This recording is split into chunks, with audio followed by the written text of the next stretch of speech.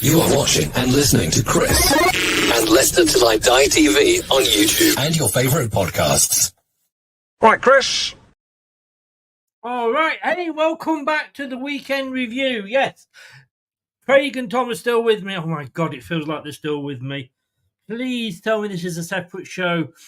I feel like we've got Craig with us, but not that Craig. This Craig...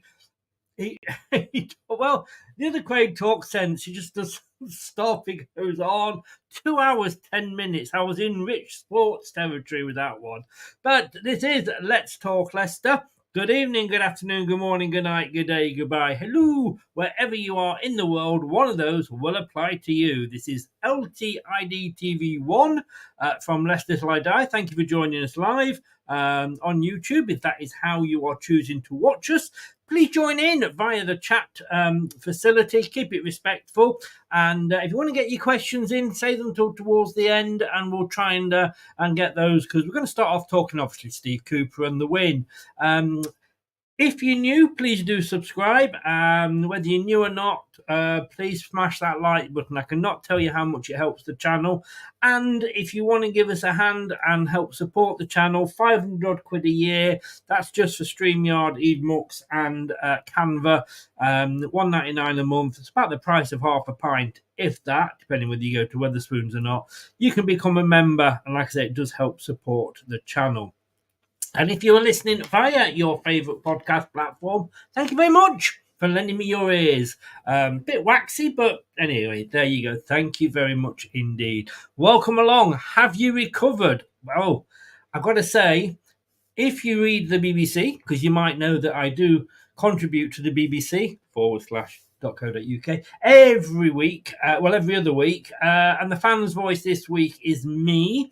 And I did say there, on Saturday at half-time, I literally was thinking, right, how am I going to defend Steve Cooper here? I'm literally going to have to write a blog about how we should go. Come the end of the match, I was writing about how fantastic it was. Steve Cooper is a tactical genius. Never doubted it. Just one thing. Never say I'm fickle. This is Leicester Till I Die. Let's Talk Leicester. And we'll get Brad and Craig in after this.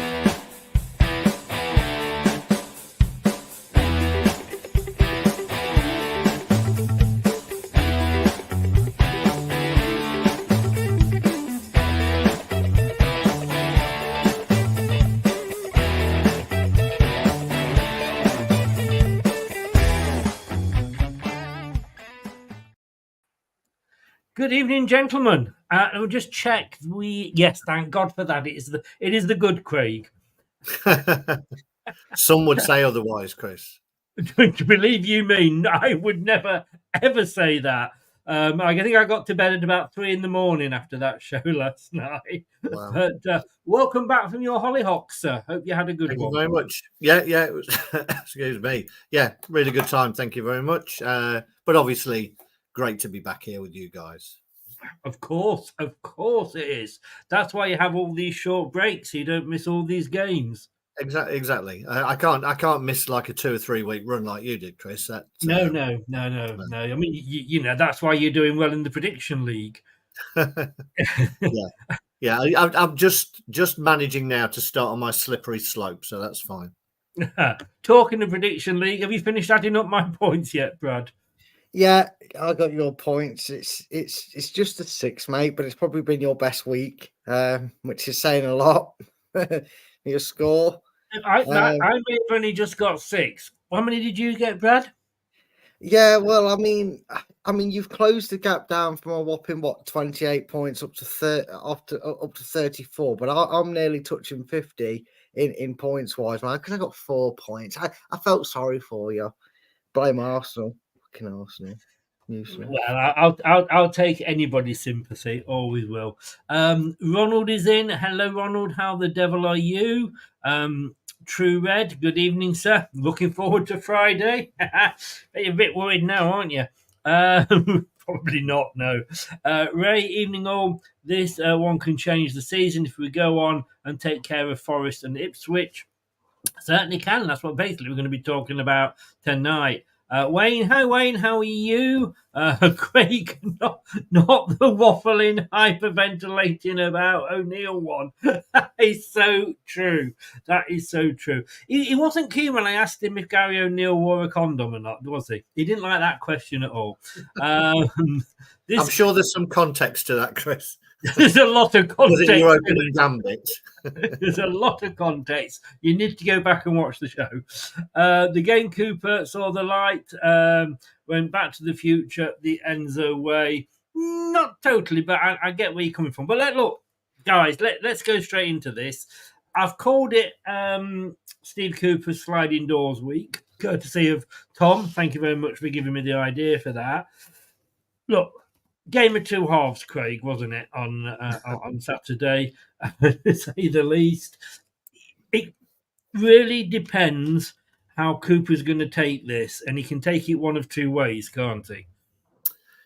Yeah, I mean, you definitely got that feeling at the weekend that in the second half, you know, sometimes when your back's against the wall and you've got nothing to lose, then you just unleash the hounds kind of thing. And it was like, it finally made some changes and allowed us to play without the handbrake. And, you know, just watching some of the bits, even just the few bits that they showed on Match of the Day, second game on Match of the Day, dearie me, that when we were attacking in numbers, and that's not happened for a while. You know, there were 5-6 players in and around the box. So I'm hoping that he sees that that's the way forward. And, you know, we are, as Arsenal have tripped everybody up on the predictions league, we are now one of only 2 teams to have scored in every game.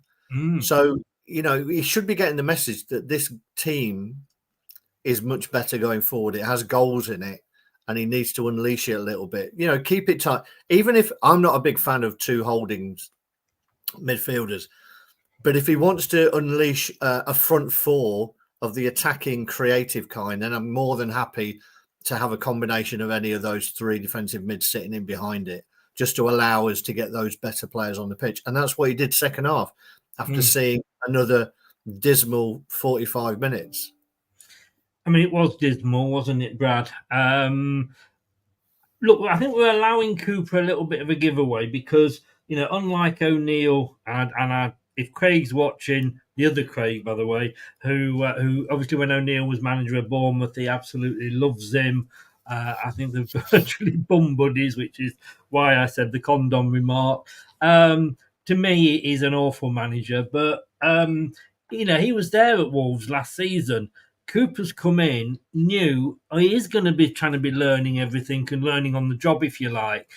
But we can't keep starting these games being 2 down or 1 down and then trying to come back. We've got to start at some point going out and taking the lead. Yeah, we do, and the thought you have is that will eventually happen. We always say, no matter where you are in terms of progress, whether you go back 4 or 5 seasons, and we're eyeing up European spots, or the situation in the here and now, where we're after a leap year out or a gap year out, we're back in the Premiership as the new boys to the division. You give it the first 10 games. I can certainly understand against certain oppositions being better safe than sorry. Arsenal, Spurs, all joking aside, you have to be careful. Villa, Villa, even though we were at home with the manager, they've got the squad they've got, I can understand it. But there has been other games, Chris, Bournemouth, even our 2 wins, Bournemouth, Southampton, Everton, and probably even Fulham away, felt that we could have been a bit more on the front foot, not necessarily gun-ho straight from the start, because I think it was Tom and a few others I've heard say, would we have got the result had we started the way we ended? We might have got a better result. We might have actually been worse off and then been crapping ourselves and doing a Southampton. We don't know. That's the joys of hindsight. But it 10 games normally the benchmark for a starting manager, and the biggest relief after the win was it wasn't just reset back to ground zero had we lost to Southampton after the win against Bournemouth. This gives the fans a bit of confidence in Steve Cooper's ideas. And we don't always like it. We didn't always like Enzo's lineup. We didn't always like Enzo's style of play. We didn't always feel that his tactics were working against certain teams, and he should have changed it up earlier, But this is the joys of being a football fan. It doesn't always go to plan. And then sometimes all the things that you want doing get done, and you're sat there going, well, see, that's why he does it. And then sometimes he does all the things that you don't want him to do, and we win, and you go, well, what do I know about football? It's just it's the joys of the game. Craig, I wanted Steve in. He was one of my 3 choices, as you remember, at the start of the season. And there's times when and obviously my problem is that I've missed 4 odd games that I've not been able to watch. But that, to me, that really did sum our season up. And if he comes out against Forest and reverts back to that starting lineup that was doing so badly in that first half, then he's going to get every complaint and moan. He'll deserve everything he gets. He will. It won't surprise me if he does it, though, because I think it appears to be like his philosophy, and I've said this on week after week when we've come on here and we've talked each week, Chris, that by now you should be able to see a settled team and a pattern of play, and we haven't got either of those things yet. 9 games in, 8 games in, whatever it is. But you would think now that he's tried enough combinations to try and work out that, I know my best 11 now, or at least his best 10. He'd been saying all along that there was no way he was going to move JJ to the left because he saw him as a right back, and that was it. And we've all been saying, well, if you move him to the left, then you can bring Ricardo in on the right. And lo and behold, he plays him as a left back. So it shows that he's not averse to doing it. As I said, that front 4 that finished, or not necessarily finished the game, but that front 4 of Vardy, Buonanotte in behind, and then the 2 wingers that we've got, looks a solid front 4 that you could rely on. Just whatever goes on behind, get the ball to those. You would imagine there's enough creativity to do something there. So I think by now, I'd be disappointed if it wasn't at least 10 out of those 11. Maybe there's questions over whether it's Winks, Skip, Ndidi as the two out of those 3. But surely, the 2 wingers, Buonanotte and Vardy, speak for themselves now in terms of carrying an attacking threat. Yeah. Brad, I believe that don't look like you agree with him there. I get what he's saying, but I think you're actually mistaken that Cooper, that people seem to be making this out as if Cooper changes 11 players every week. And I know that's not the case in point that Craig's trying to make it. Some people obviously over exaggerate it. But our back line has stayed the same for several weeks now. The goalkeeper's nailed on. The midfield is always going to change for several several key reasons. We're in a different division. In the Championship, once Enzo kind of figured out his favourites, his best 11, if you will, whatever it was, the quality of the opposition, with the greatest respect to the Championship, it was same old, minus the greatest team in the Championship's ever seen, Leeds United, or a team like that. It was your Prestons, your Plymouths, your Sheffield Wednesdays. And I know I'm probably naming some teams that we dropped points against, but you know what I mean, Chris? It was very easy to roll out the same 11 because a little blip would still win the game 2-1. In the Premiership, with the way they do the fixtures, which is completely random, it's Arsenal one week. It's a must-win 6-pointer against Southampton the next. It's a tough game away at Fulham the week after. You've got different oppositions at different points of the season in different phases of form.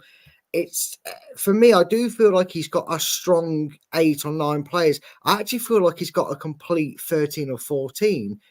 The reason we see changes so much in terms of the midfield pairing, the attacking front line, is because you've got 7 or 8 players that are very expectant and very capable and have proven they deserve to be first-team football. Unfortunately, Chris, you can only put 11 players out on a pitch. You can't play, Ricardo, Justin and Christensen unless you're going to make them a back 3, and it'd be the weirdest back 3 I've ever seen in my life. Because that means you can't play a Coley, Faze, or Vestergaard. You know what I mean? And it's the same with the Skip and Didi Winks scenario. And then you go on about Buonanotte. What you've got to remember is we've got a very skilled loanee that's absolutely tearing this division apart. That's getting Brighton staff having one off in the corner of the stands where every time they see a highlight of him. But you've also got to remember that Cooper's got to manage that loan agreement with Brighton and also manage the money he spent on a brand new signing that's going to be the long-term future, you'd imagine. Especially if Buonanotte is not going to go anywhere from Brighton. They're going to be determined to keep hold of him. You've got to get that mix and balance. The one thing we always said when times were good, right, is we knew our starting 11. We knew Brendan Rodgers' starting 11 week in, week out. We could have all done that. And we could have gone, this player, blah, blah, blah, blah, and named all 11 positions. The one thing we feared is we didn't actually have that great of a bench. Unless a Ricardo or a JJ was on there, we was very, very weak with and no disrespect to them, but we had Napoli's Mendy on the bench. We had someone who hasn't featured in the team or on the sub bench recently, apart from the odd appearance, Hamza Chowdhury, who's a wonderful lad, great player for us. But he didn't fill us all with confidence, did he? We had Daka on the bench. I think he did fill us with confidence if he was played in the right position. Well, yeah, of course. Let me give Craig a chance to come back to you on that one if you want to, Craig. Let's play tennis, Craig. The only thing I would say is that you could, for me, Enzo could have changed it a bit more and we could have got away with it in the Championship. When you're in the Premier League, I think it comes down to partnerships and patterns of play. And the more players play together, the better those relationships come. And that gets you over the line when you're playing against so-called better squads of players. Our team that won the league, none of those, that was a settled team, none of whom would have got in anyone else's team. By the end of the season, a few might, but at the start they didn't. But they all knew how to play together, and that overcame much better teams because they all started to know who was going to do what, who was going to make what run. When's Drinkwater going to play that ball? As soon as I see the ball being dropped back to Drinkwater, Vardy's on his bike. Those things that they learn to get together, and that overcomes the better teams because you've got that knitwork, that teamwork that is better than individual skills. So I feel that would make us a stronger unit if he had those partnerships building. And that's the only, I take your point and it's a valid point, Brad. But I would just like to see some kind of continuity so those relationships can start to form a little bit better. And I think for me with Cooper, he's all about, I want experience. He's gone out and he's bought experience in AU, in Skip, in Edward, and then he doesn't play Ricardo, and he's playing, and he's saying what you said, like, was he sees Justin as a right back. Since we bought Justin, he's played 75% of left back at left back. I know I'm allowing him a little bit of give here, because when Claudio came in, he had Craig Shakespeare that could go up to him and go, "That's a stupid bloody idea, Claudio. That ain't going to work." Steve Cooper's not got any of that, because everybody that Enzo had went with Enzo. But when you see what happened in that second half, he dropped Winks. We knew he was going to drop Winks. Me and Kate were saying we should have had a bet on it. Drop Winks, we win. Winks ain't going to get back in the team again. I don't get this Ndidi loving. I mean, I put my team out on social media earlier, and half of them were saying, like, what, no Winks in there. Winks just is not impressing me at the moment. Do we need to get a balanced midfielder? We can't keep swapping it week in, week out, Brad. I mean, certainly not the two defensive role midfielders, the two holding midfielders.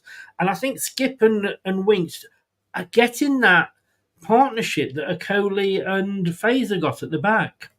Yeah, I think definitely to a degree. You're going to over the next.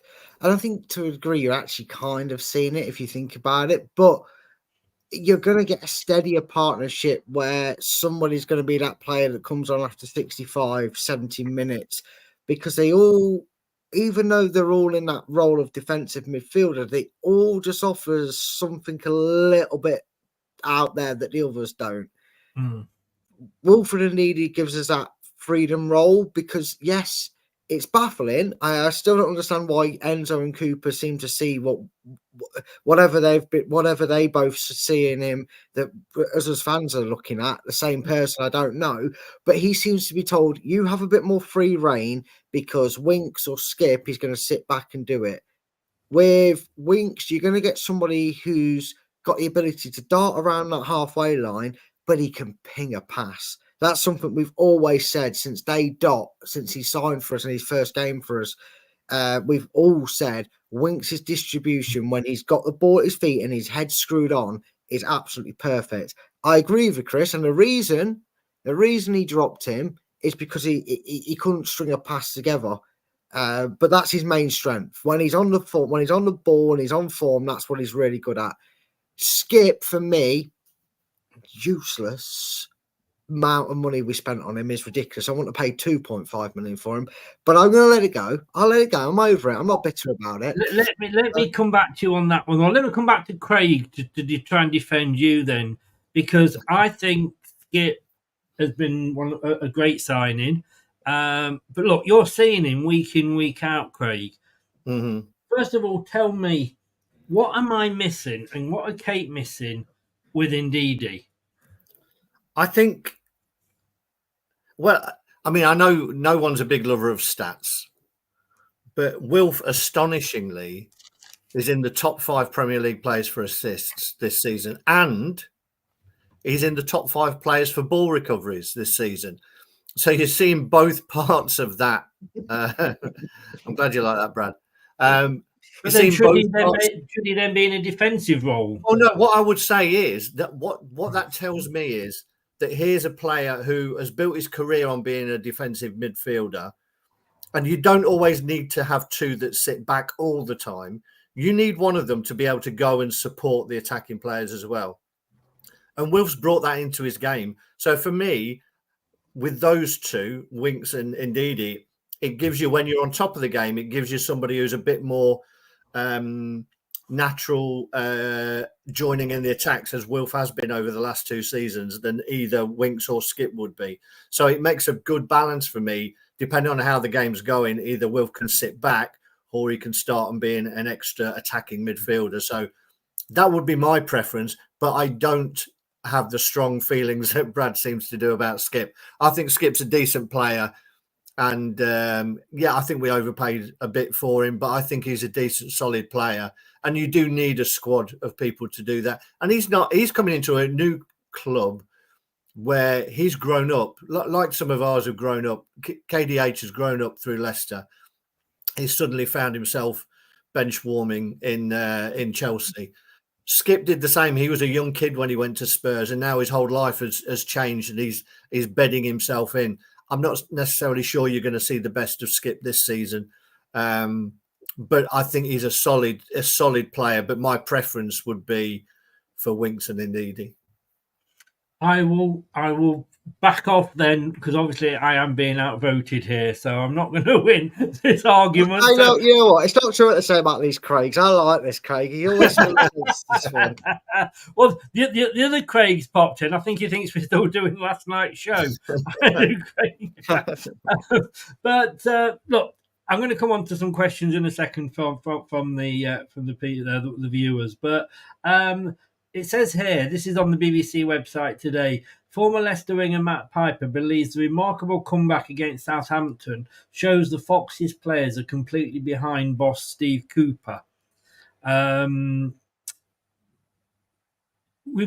has been questioned. I mean, in that first half, Brad, I didn't think they were. I think they were just stood around. Vardy just, I think he was there just sunbathing, to be honest with you. But in the second half, did you feel that they think they are behind him? Because a few people have questioned that, even if whether he's lost the changing room or not. You don't win a game like that if they're not behind the manager. I know we've got a talented squad that on their own could probably naturally go out and get a result. But one thing that I will use to back up the fact that this is obviously something Steve Cooper is very about being pragmatic, being very defensive minded in that first half and then going at it more in the second half is I call us second half Leicester City, don't I? Because we just seem to try and take the barrage in 45 and then go at teams when they've probably we're going to find some teams like Southampton and Ipswich in coming weeks.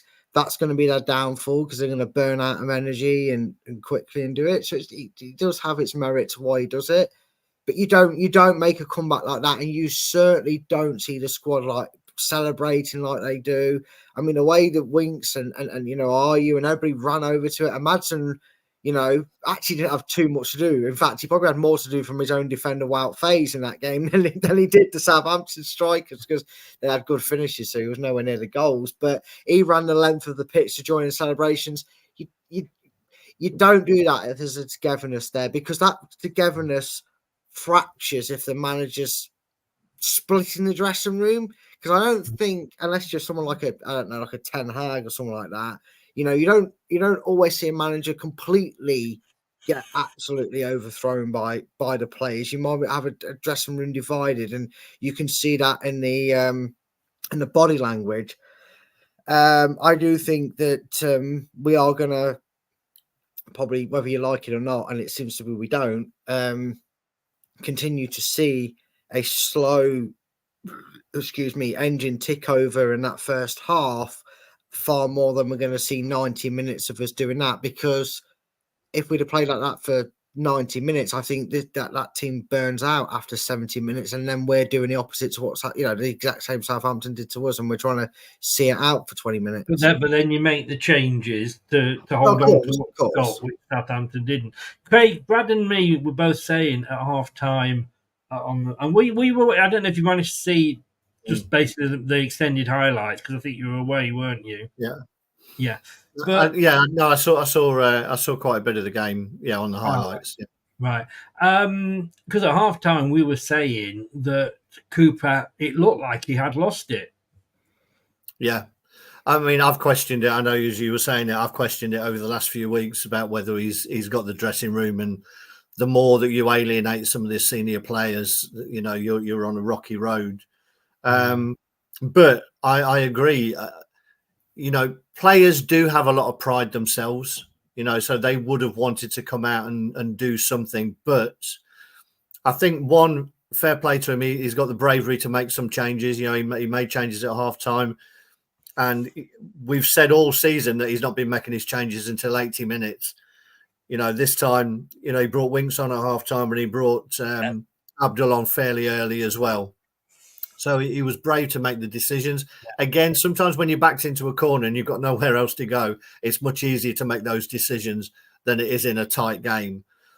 But what I would hope that he's seeing now is that, as I said before, if you go with Ndidi, you've got someone who can go backwards and forwards, box to box, as it were.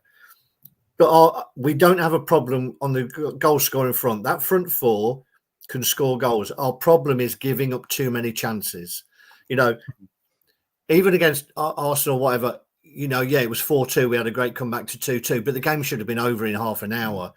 Too many of our games should have been over if the teams were taking the chances that they're creating. And if you're playing a system which requires the width to come, at least on one side, from your fullback, and that's what he's been doing so far, then you're going to leave yourself exposed through the middle of the pitch and down whichever side that fullback's gone missing. So now I hope that he can see now that front four don't need the support of a fullback bombing on necessarily. Be solid at the back, restrict the chances, and we will have enough opportunities to score goals at the other end. He should now have seen that game, those two halves, the sliding door moment, as you say, between keeping it solid at the back and just letting those creative players go and do their stuff. And I hope that he takes that on board. I do. I want to stick my neck on the block here. And at the end of the day, we're all managers, so we all think we know best. Steve Cooper's the one, and we've got to give him praise, like you say. Everything that we said he wasn't doing, he did do, like the early substitutions, etc. And even swapping, James just into the left. We know we've had our fair share of stubborn managers, and we know, in fairness to him, he's been okay. But look, this is how I was going to be setting them out for the weekend. We are all still here behind this, by the way. But I had no Ndidi, which surprised a lot of people. Boo! I got Hermanson. I brought Ricardo back in, and again, everybody that was saying, why isn't he starting? A lot of people were saying he's bloody awful. He shouldn't be anywhere near the starting lineup. But Faze Ockley, I think they are developing into an amazing double act. And Justin, put him on the left. That's where he plays. He's better on the left. I've seen him on the right live. It just doesn't impress me. And certainly them first two goals, he was, against Southampton, confirmed he can't play in that position. For me, Skip and Winks, yeah, all right, two defence. We know Skip's a defensive midfielder, but he just like to get forward. But we're up against Chris Woods, who likes a goal against us. I think having that extra line of defence there maybe not be so bad. And then, look, let's just go, all out at the front. Fatawu, Buonetti, Mavididi, and Vardy up front. Craig, let me stick with you first of all. Your thoughts on that lineup? I know you'd have Ndidi in there, though, wouldn't you? Yeah, I think I'd have Ndidi instead of Skip. And it wouldn't surprise me if that's not far off what he starts with, but I still think he'll stick with the back four as it is.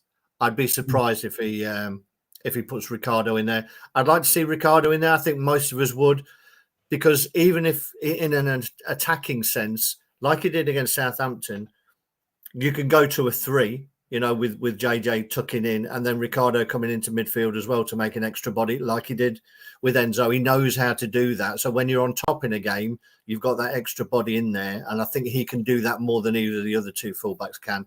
So I would like to see that. But that front four for me should be the front four that's starting every game now. And yet, they're going to be up and down in certain games, and not everybody plays well. And that's why you have a bench. But I don't think you'll be far off there, Chris. I just think one or two little ones, but not far off. But if you leave Ricardo out too long, my worry is that, the players can become ring rusty.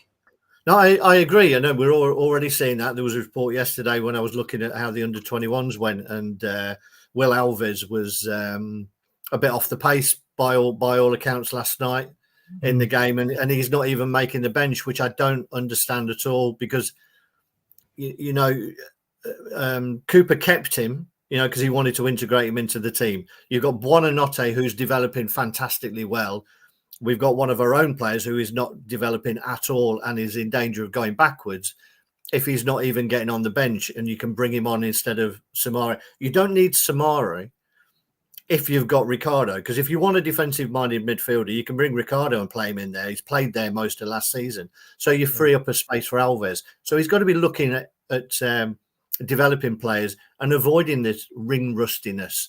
And the only thing I would say is that when Ricardo has played in the cup games, by all accounts, he hasn't done himself any favours in terms of pushing himself forward and saying, I need to be playing in the next game.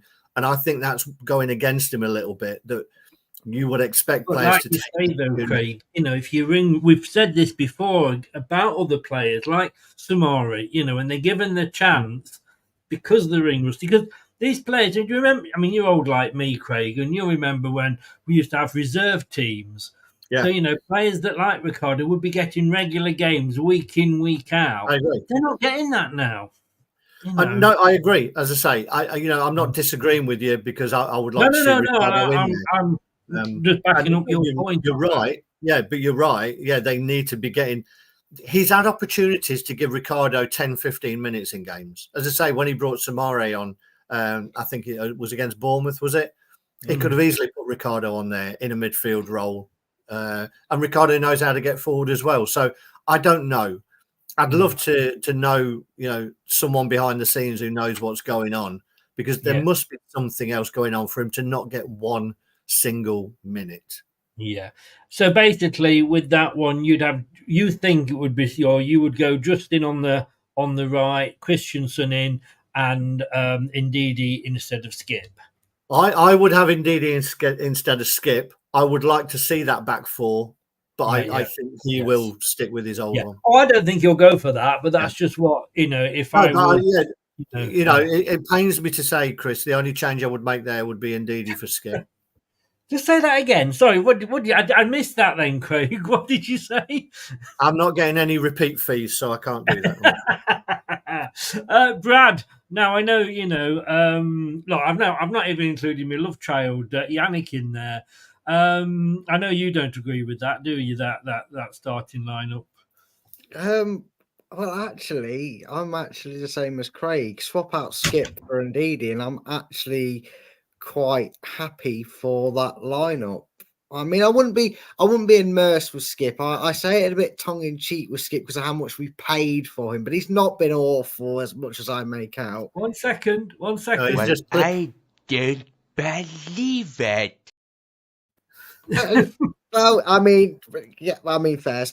I can't argue with that button being pressed. Now, the reason I do as well is, and you know better than anybody, Chris, I love to watch all the reaction videos. I love to watch all the training ground videos. I'm like trying to be the inside man without actually being, it's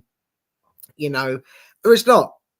No, it's not. First of all, going on to I'll bring that up. That's actually a perfect point as to what I'm making here. Cooper manages out of state affair, hence him not starting Fatawu. Actually, no, Fatawu had been poor. Let's not get it twisted. We love Fatawu. He's a fan favourite, but he had been off the boil. He had been sluggish. He hadn't been able to get on the ball as quick. And the one big thing that allowed him the freedom, which I think is what swapped something, you talk about, players maturing and developing. And that's what's happened to Fatawu. That's why I think Cooper took the pressure off him. He went, look, you're a good player. You're a really good young lad. Get your head down in training, regain your confidence, get your focus on. I'll get you one as a sub, and then I'll get you back integrated into that starting 11. So I would not be surprised if against Forest, he is going to start him because he's warranted and earned that start with the performance he put in. The reason I say the maturity is because I feel like even Steve Cooper's matured as a manager, because a manager should always be allowed to have his own ideas, his own plans, his own style of play, and back it. But what's mature and what makes a good manager is one that kind of goes, all right, I hear you. I hear you, lads. I hear the fans. I hear you players on the pitch. You're coming to me, speaking to me. We've given my way a go. I can see that's a problem now. I'm with it. This is what we're going to do to change it. Yeah. And that's what he did. He went to a back three, and I can see that happening, and that would still include Ricardo playing, because Ricardo has played in that middle three before. The one thing that I noticed against Southampton is when we took Justin off the right, put him on the left, and took Christensen on, and didn't have that supporting fullback, they were hesitant to mark Fatawu because he was coming middle, he was coming short, he was going out wide, and that he as a defender, you didn't know if to follow him around the pitch and then potentially leave gaps in behind, or kind of shadow him to try and do what Ryan Fraser did very poorly, which is keep him out there, and it doesn't work. I like that lineup though, Chris, and I would like to see that start against Forest. Yeah, no, thank you. I'm gonna cut that bit out. David, Ray, that front four will terrorise the league. Look, and I'm just going back to what you said. The term "ring rusty," Craig, is for a reason. And how often did we say, "Oh, Inacho, what a waste of money"? Honestly, he's no good. He doesn't get, because he was coming on for 10 minutes here and 10 minutes there. And then you'd put him on and start, and he'd be awful because ring rusty, if you like. But you've got to stick with him. When he actually got that run of games under what's he called?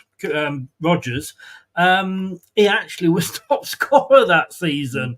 And if you're not going to give these players the chance, how can they improve? How can they? It's a balance. It's a really tough balance because you bring them in to get them those games, and they perform poorly, and then you put them in the week after and the week after. It's a tricky one. We're not in a sort of comfortable position where you can try and just, okay, I'm going to persevere with him for 3 games, regardless of what happens, because I know we're in around the 8 to 10 position. It's trickier, so I can understand his reluctance. I think I agree with Brad about Abdul as well.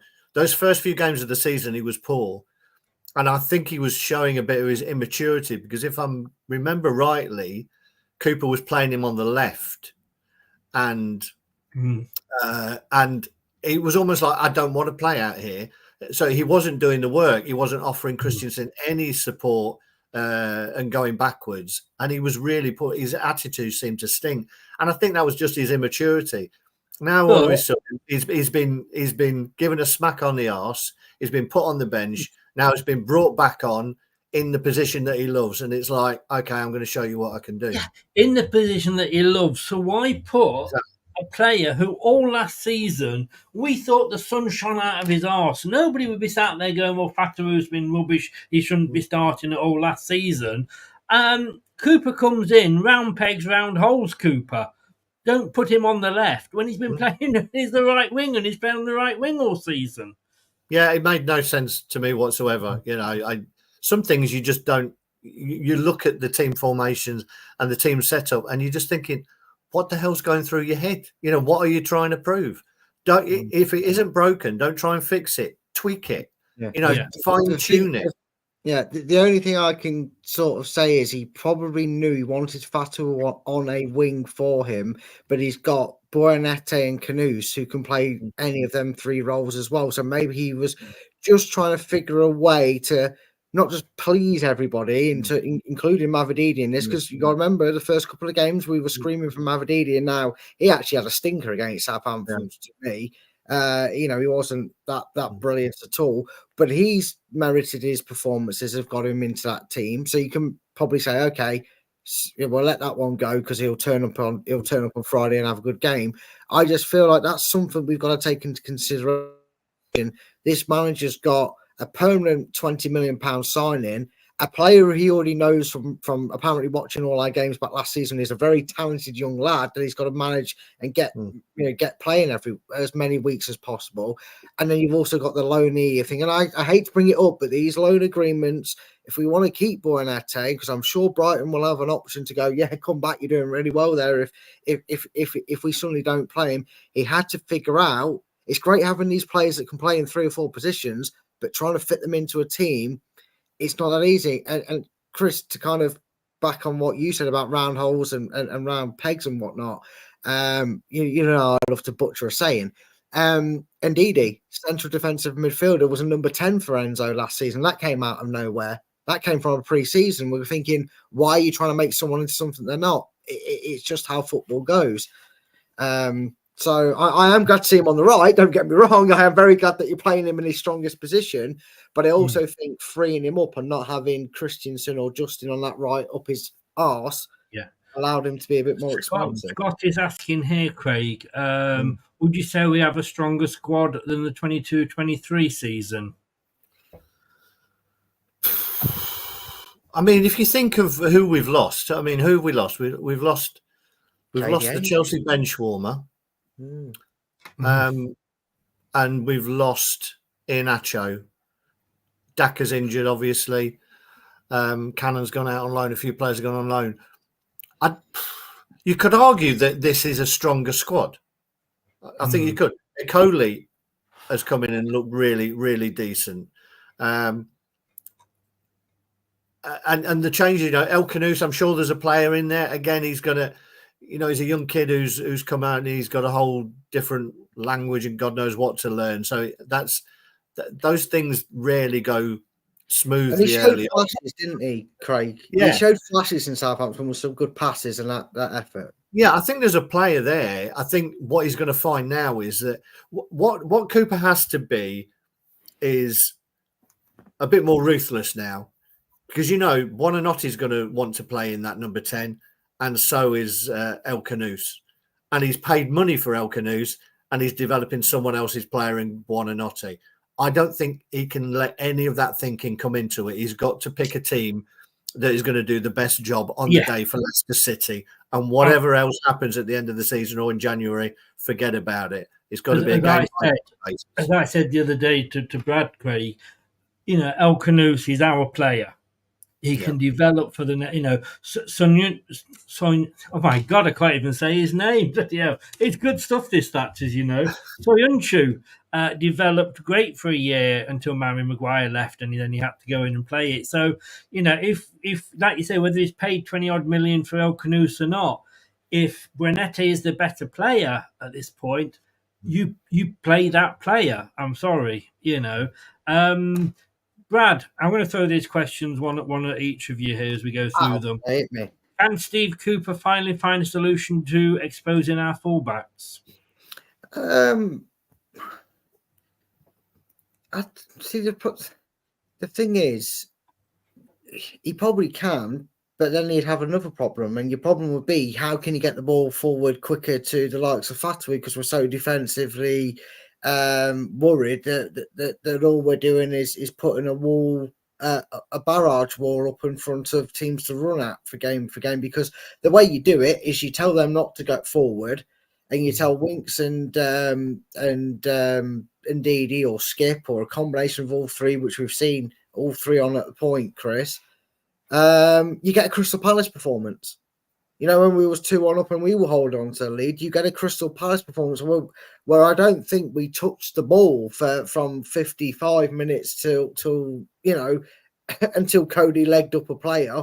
I don't remember us generally touching the ball more than 3 or 4 times. So to counteract one problem will give us another problem, and I'd rather have the ability to know that them fullbacks step up and can win us the ball higher up the pitch and cause opposition's problems than shut the team down with having 7 back and then going, actually, now all we've got to do is ping a ball over the top and hope Vardy can outmuscle 2 defenders and get through on goal. So I'd rather have the headache than the problem. Craig, Luke says Friday is do or die for Steve Cooper against Forest. I don't think it is now. I think with those 2 wins, that pressure's been taken off Cooper. I mean, look, we've got 9 points. We are 6 points ahead of Palace now at the moment. That's 6 points. If we'd have got 6 points deduction at the start of the season, we still would not be in the relegation zone on goal difference. So Forest are doing well. It's going to be a tough game. Fair play to them. You know, they beat Liverpool as they always seem to do. The pressure is on because it's Forest. and that's why we know that's why it's on Sky. But I don't think this is the 6-pointer that Ipswich would be the following week. No, I again, Chris. Sorry to say this, but I agree. I It's a bit Craig. I mean, Forest won last night. Forest, correct me if I'm wrong. Are Forest 8th now? Yes, they are. Okay, so that comment for me is purely because it's Forest. If that was Newcastle who were 8th or Spurs who were 8th, we wouldn't be saying that. We won't be saying Friday is do or die when we play the team who are 8th. We're saying it's do or die just because it's Forest. Yeah, no, so I think you need to take out the rivalry about it. Yes. I thought out those 4 games that we got, we needed a minimum of 7 points, to be honest. Yeah. A couple of wins and at least 1 draw. Chances are you may lose one because we weren't playing that great. We've got 6 now. So I think if he, a point against Forest, the way Forest have been playing and where they are in the table, that's not a bad result for me. And then I'd take another point away at Ipswich, to be honest, because at least you're maintaining the gap. You got another 2 points, you're into double figures, 11 points with those if we get 2 points out of the next 2. And out of those 4 games, 8 points is not a bad haul, to be honest. So I think he's bought himself some time with those 2 wins that he's had. I said a few weeks ago that I expected 9 points out of Southampton, Forest and Ipswich. Since then, obviously, we've gone on and won 2 games, so the pressure is off. The way Ipswich are playing, I think we should beat them. But like you say, a point. And even if we lose to Forest, apart from the fact that it's Forest, it's not really the end of the world, to be honest with you. Brad, do you think Cooper is more proactive with subs? Not always, but in general? I presume he's comparing that to Enzo. I don't know. Well, and also you could have said in the latter time, Bellend as well, the man who blamed the heat and didn't make any subs till the 90th minute. But no, I think he is. And I think it was understandable for a while that he didn't want to rock the boat too much with the players that were settled and gelled together. He wanted to ease the players that we'd brought into the lineup, which is why the subs probably, and again, getting minutes into legs early doors. But no, I think he is. I think he's very active in what he's doing. And it's almost like he has, and I don't want to say this too loudly because I've been getting a headache thinking it was happening when it hasn't, but it generally looks, Chris, especially with the way it changed so dramatically, because there was 3 pivotal changes that turned that game on its head. The formation change, the Winks change, because that gave us the guy who could be steady and pass it around, and the Fatawu change. Just because Paul Canoose, bless him, it's not quite working for him yet, but there's a player there. I think he's showing that he's got that proactiveness about him, and he's got these ideas, and he knows what to do. If it's not going well, what's the next stage? Well, this is the plan we're going to go with. Okay, boss, we're let's just say, let's live the dream. Turn up against Forest. What do? We're going to go defensive like we did against Palace. No, these lads now have the confidence. They've got the wins under the board. They're feeling confident. Let's go and batter Forest. I'm going to put this guy on. Samare, you get on for 15 minutes, get legs in your boots. Let's really get the crowd behind us now. Let's get Ricardo on for 20 minutes. He can make these, what would normally be a gamble substitution, seem like part of the, getting the fan base on board if it all goes well. But I'm also with you. Take the rivalry aside. If we discussed it previous, Chris, I would be ecstatic with 3 wins out of 4. We've got 2 out of 3 wins. So, and again, even if we go and draw at Ipswich and Forest and get 8 points or even 7 points, it's still a really good. It's a really good return. Scott's saying here, Craig, correct me if I'm wrong, but sure the mentality should be winning our home games and not, it's not a 6-pointer against Forest, one of our local rivals, one of the fiercest rivals. But I think we've answered that, haven't we, really, Craig? Yeah, I think so. You always want to be winning your home games and making the most of your home crowd and all that. And I don't think we can watch. We can take games differently, whether they're a local rival or not. I think you have to play, cliched as it is, whoever's on the pitch, and have a level of reality and expectation based on how that team are doing this season. We always think Forest could be in the top 4 and we would still think, oh, we've got to beat Forest at home, blah, blah, blah, because of the rivalry. You do have to give some opponents, whether we like it or not, a bit of respect for how well they're doing at the moment. And they're not world beaters. What they are is an organised team. And this is where it comes back to having a solid organisation that then allows you to go and make the most of the 1, 2, 3 or 4 opportunities that you create in a game. Forest gave up a lot of chances in that game. I think, a lot of them were from outside the box. But I think both teams had 20 goal attempts. So this is going to be an open game. I would back our front 4 to be better than their front 4. So it's how solid either team's going to be that's going to win the game for me. I tell you one thing, Forest are really having problems at the moment. Forest owner banned for spitting towards officials is the headline on the BBC. And I don't even know who's their manager at the moment. Is it Nuno? Nuno. Yeah, Nuno's got in the middle of a 3-game ban, isn't he? He's being banned as well. Marincas, however you pronounce it, was given a 5-match stadium ban for spitting on the floor as match officials walked past in the tunnel, an independent regulatory commission has said. So no owner there, no manager on the sidelines, although let's be honest with you, it's a joke. They're in touch anyway. Is Gibbs White? Somebody just said Gibbs White is back though. So I think he got a 1 game, didn't he? Because he had 2 yellows. So I think it was a 1-game ban for Gibbs White. Yeah. You've already answered this, Craig. So I'll have to ask you it another way because you did say you would take a point against Forest, and I did always like to ask you if you take a point at this stage. Look, I know we want to win every single game, but the Man United Carabao Cup game,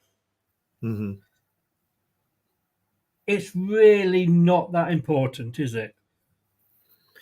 Or is it depends. It depends what you mean by important, Chris, in terms of in what perspective, because you could say it's important that some of the squad players get some minutes on the pitch. From that perspective, it's very important. Is it important to progress? No. Obviously, we'd all like to, because it's a competition that we've won numerous times in the past, and it is great to have a cup run. I think what this gives is an opportunity where expectations are not going to be that high going to Man U, even though Man U have been pretty crap. Let's face it. I don't think expectations are particularly high, and with the games coming, what you've got to see is where it fits into that break, because there's another international break coming up. So that may not be an excuse to say, oh, we've got too many games. I'm not sure where it fits, whether it's just after it or just before it. But yeah, you've got to prioritise the league at this stage of the season while we still need to get enough points. So it wouldn't surprise me if a lot of those squad players are going to get a game on a bigger stage than Walsall. So hopefully some of them will turn up. But then you keep your big guns on the bench, don't you? Which I think is going to be standard League Cup fare when it comes to team selection. Would you agree with that, Brad? Yeah, I think Craig's pretty much hitting the nail on the head. So I want to talk about Gary O'Neill for 45 minutes, if that's all right with you, Chris. No. Yeah, okay, so only if you tell us if he's wearing a condom or not. Can I just say, Harry, talking of said second Craig, Harry Redknapp. Funny that we should talk about Craig and Harry Redknapp comes up. Harry Redknapp duo selected, Leicester City duo, selected by Harry Redknapp ahead of Steve Cooper's big decision. He has chosen Fatawu and Vardy in his team of the week. And I believe somebody else, I'm not sure if it was Troy Deeney or not, had got Cooper as the manager of the week, Brad. I mean, look, in terms of watching it from a neutral, seeing a team come from 2-0 down and dead and buried to win 3-2, you've got to think the manager's done everything right. So I can kind of get that. The one thing that gets me is I know that Troy Deeney, he didn't have Fatawu in his. In fact, he only had Buonanotte. I raised an eyebrow, and I think Craig did the same. I was a bit surprised, as much as we love him, Vardy. I mean, yeah, he kept his great scoring record against Southampton, but I would have backed anyone to take that penalty if he wasn't on the pitch, because for the first time in a long time, apart from winning as a penalty, I forgot Vardy was on at points. And in fact, the most notable striker we actually had on, even though he technically didn't play that role for a bit of the game, was Jordan Ayew. If anyone deserves to be on there for stealing the limelight, ole, ole, ole, Jordan Ayew. Yeah. Well, he says here, this is in Leicestershire Live, naming Vardy up front, the former Portsmouth and Tottenham boss, that's Harry Redknapp, of course, said big players step up in big moments, and you don't get many players better in the big moments than Jamie Vardy. That was such a massive win for Leicester, and you need characters like Vardy on the pitch to help to inspire comebacks like that. He was never missing that penalty in a million years. I'm such a big fan of him. I mean, praise, yes, but like you say, in that first half, but then they got who had a good first half in there, you know. But there we go. But Craig, David says, sorry, but those Palace shots were all desperate attempts at goal. They only had one good chance and one half chance and were woeful. So it wasn't like a basketball game. Palace never had laid a glove on Forest. Yeah, I did read. You know, I'm going to say I was aware that a lot of those shots were outside the box, that they had 20, but a lot of them were from distance. And I think Eze was just shooting whenever he got the ball, because they looked like a team who were in trouble, definitely. So, yeah, by all accounts, you know, Forest were worthy winners of it. All I'm saying is that in terms of pitch possession, they were getting close enough. They were having enough of the ball round their box to be able to get some shots off. But so I'm expecting it to be an open and entertaining game. Both fans will bring their A games with them. So, yeah, I think it can be a really, really exciting 0-0. And also, yeah, there you go. You have to ruin it with 0-0. And also, excuse me, I want to get on that fence, Craig. Get off it. He's already going to predict it. He's already told me this. He's going to go for a Desmond. I can sense it. I can feel it in the waters. But who's that? You're me. Oh. Can I just say, Brad? I just want to say Scott here, and I maybe I didn't see it quite like this. Can I just say what technical ability Brenette had with his goal on Saturday? I thought he just kind of fell onto it, really, but... Oh, no, Chris. His technical ability on the ball, because the way he does it is you actually see him look what Fatawu is doing. He knows Fatawu's drilling it across. He's not going to get it to feet. He knows where he's putting it in. He's going to put it... And to be fair to Fatawu, and I know this is about Buenete, but he inch perfectly puts it out of the reach of Ramsdale. And then he knows I've got to step over it and I've just got to flick it with the inside of my foot, and that's going in the bottom corner. His technical ability to have delicate feet movement, because, well, look at the wild face chance. I think it was in the first half, Chris, where it just hit him and ballooned into the, well, I think Southampton kicked the ball back to the King Power. He hit it that hard over the stadium roof, did phase on that attempt. That takes a lot of split-second thinking, does it well, and it's something he's good at, Chris. You know, many a times you think he's got himself in a jam. The next thing you know, he's actually left them two players looking around at each other like, where did he go? And he's bursting through on goal. He's very Mahrez-like with his feet. I think that was the fact that ball came in and it was behind him. Technically, it was behind him to be able to adjust his body in midair almost, because he had to jump for it, but also to have the control to keep it down and not whack at it as such. Easy, didn't he? Yeah, he did. No, I thought is a good point. Chef's kiss, as I say that. Scott says here, am I right in thinking we had more shots from outside the 18-yard box than we have in the box? We had 41 touches in their box compared to their 29 in ours. I've got to say, just looking at shots, 18 for us, 4 on target, 10 off target. I don't know. I mean, as long as it goes in the back of the net, I guess. But I want to talk about that. Wouldn't we all? Sorry, Chris. Wouldn't we all have loved Abdul's goal to have gone in? Oh, I mean, one way cut in and off the. Well, I would have said the same about El Canoes. I mean, either of them really. True. Yeah, But, yeah.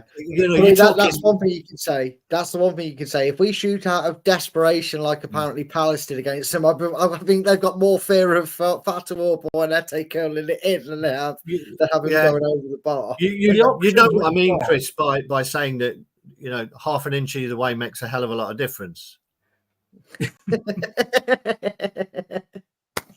Moving on.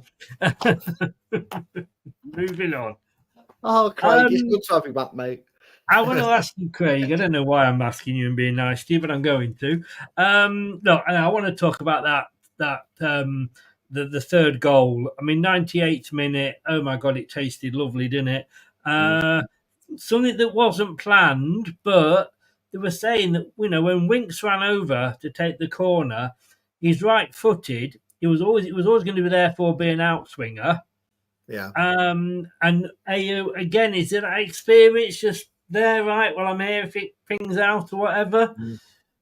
Yeah, and again, you know, technical ability. I know it seemed to like it bobbled in, but that's so easy for that to be ballooned into the crowd when a ball's coming at you like that and you're running onto it. So he did really well to control that up to a point, and luckily it went through a sea of legs or whatever. But yeah, you've got to have that level of thinking on the pitch and the level of quick thinking. I remember the one, I think it was a few years ago with the Barcelona comeback for Liverpool, where Trent Alexander played a short corner and Origi scored. That you've got to have that ability. And just while we're on it, something that seems to have gone out of the game for me is like quick free kicks.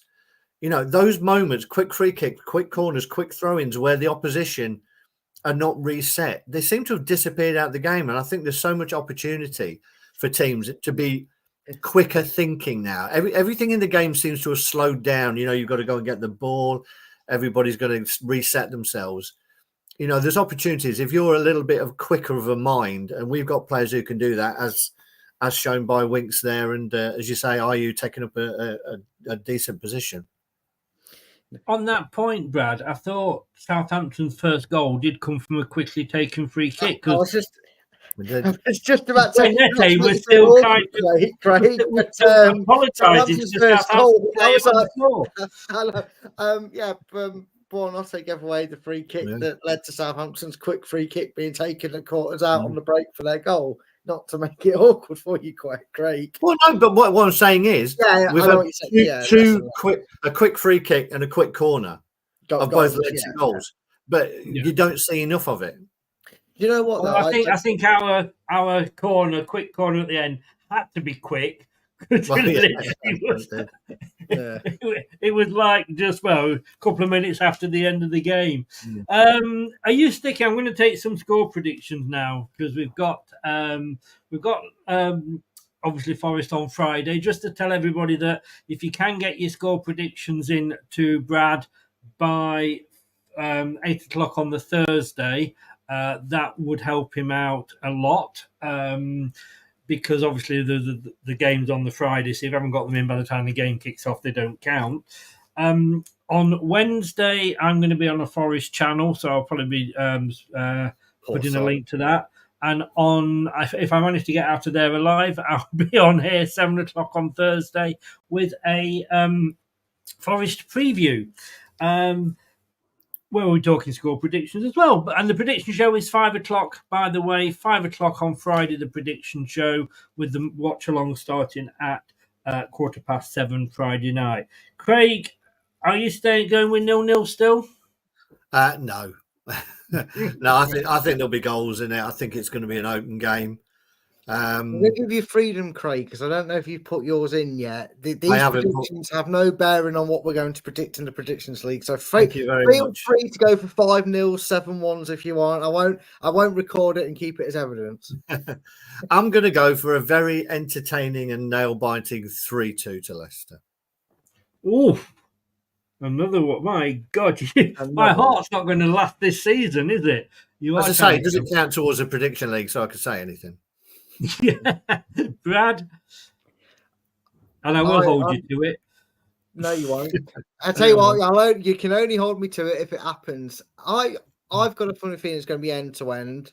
I think it's going to be a really good game. whilst we've scored in every game, we've only had one game where we haven't conceded a goal, so there's going to be goals. I'm going to be a bit more relaxing for you, Chris. I'm going to be a little bit more relaxing for you. I'm going to go 4-2 to Leicester. Woof. What a goal fest. And I might actually stick to that. I don't know yet. Well, sorry?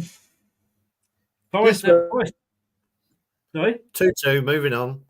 Yeah, Desmond, clock it now. This is your chance to say it and not go for it, Chris. 4 goals. Am I going to go for 4 goals? Look, Forest having a good start to the season, but there is that rivalry. The fans, it'll be an amazing atmosphere. Forest will bring a great atmosphere with them. I just think at the moment we are just on such a high, and if it is like it said earlier, with the players being behind Cooper, they'll want to beat Forest for him. I am going to go also for a win, but I'm going to go 3-1 to Leicester. Oh, you're the one. You better go 2-2 in the predictions now to make up for it. This is your one chance to say it and it not I mean did not anything. go for 1-2-2 last week. Yeah, bloody cost you and all. No, it didn't. I got 6 points. It cost you some. Shut up. That means I got more predictions right than I got wrong. I just didn't get them spot on. Or maybe if you were better at predicting which game was going to go 2-2, you'd have got more points throughout this whole season as well. Just get better. But when you're trying to predict games 4 weeks in advance, he's giving all this again, Craig, and he keeps going on about it. Right? He scored more points collectively in the 4 weeks where he didn't know what was going on than trying to be all clever and predicting when he was going off his stats in his form books and his home records. That is very true. I can't deny that. I can't deny that. Which is why this will be the last week of the prediction league. Craig, thank you very much, Craig. Where can people find you? Yeah, find me on Twitter, X, at Craig Bird. And Brad? No, don't find me. You'll just be depressed if you try and follow my life. But now you can follow me on Twitter. At Full-Time Focus here more times than not, and just follow me there. That's where you'll find me. The best place to find me right now. Will do. Just one more here. Ray's gone. He's gone 3-1 Leicester as well. Good man, that Ray. I do like him. Gentlemen, thank you so very, very much. Brad, I'll see you on Friday twice. Craig, are you going to the match? I take you are. I shall be there. Yes, indeed. Good luck, and hopefully bring back us 3 points for us. I'll do my best, guys. I said that as whether you're going to the match. I didn't know if you're on holiday or not. No, I'll be there. All right, guys. Thanks a lot. Take care. Yes, hey guys. Cheers. Ah, dear. Yeah, he enjoys his holidays. He does indeed. I'm sure he's collecting the air miles. Are they still going air miles? I'm not sure whether they are or not. But look, thanks to Craig and thanks to Brad for joining us there. We appreciate it. And thanks for your questions and joining with the chat. Really, really, really do appreciate it. Thank you to everyone who's watched and have listened via your favourite podcast platform, if that is what you have been doing this evening. Don't forget, please like the video. It really, really does help with the algorithms. Subscribe to the channel. That's the biggie, one of the biggest helps. And click that notification bell and you will never, ever, ever miss another show. Or never, ever, ever getting back together, as Taylor Swift would say. Our next show, Thursday at 7 o'clock, it's the preview show. Please do subscribe. Like I say, $1.99. It is half a pint for a whole month. And it does help. £500 starting price just to start running the channel. So every bit of every little helps, as Tesco say. Thank you all very, very much. And I will see you Thursday at 7 o'clock. Take care. All the best. Come on, you foxes. Thanks for watching. These videos are tremendous. You'd better like them too, or I'll be back. This podcast is proud to be part of the TalkSport Fan Network. TalkSport. Powered by fans. That That will conclude this evening's entertainment.